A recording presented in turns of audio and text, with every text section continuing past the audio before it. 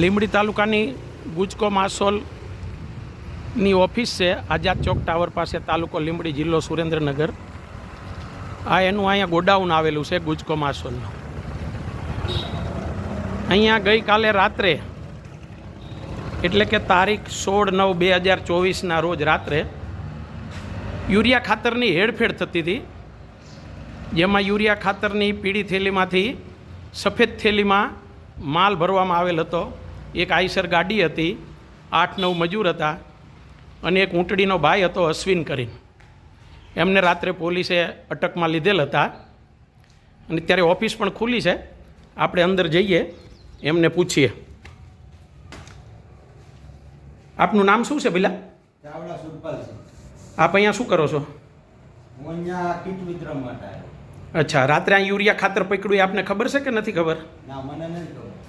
તમને ખ્યાલ નથી રાત્રે યુરિયા ખાતર પકડાવી? આ ડેપો કોણ ચલાવે છે? પદુભા. તો પદુભા ક્યાં છે?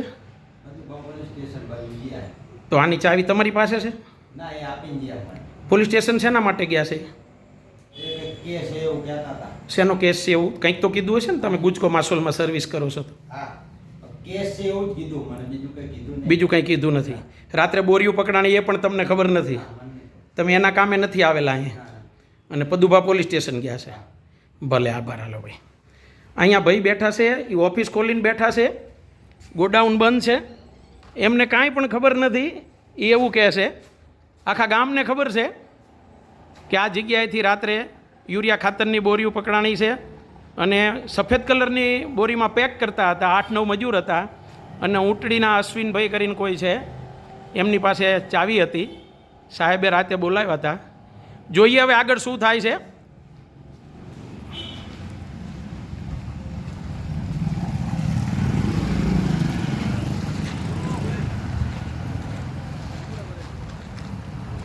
આ ધણીધોરી વગરનું ગામ છે. આ ગામમાંથી રોજે આઈસર ભરી ભરીને, જીપડા ભરી ભરીને યુરિયા ખાતર લઈ જાય છે અને દુકાનદાર વેચે છે. કોઈ ખેતીવાળા કોઈ દિવસ પૂછતા નથી અને લેવા આવે તો દુકાનદાર પણ પૂછતા નથી કે તમે આટલું બધું ક્યાં લઈ જાઓ છો એમ, અને પછી શોર્ટેજ ઊભી થાય છે.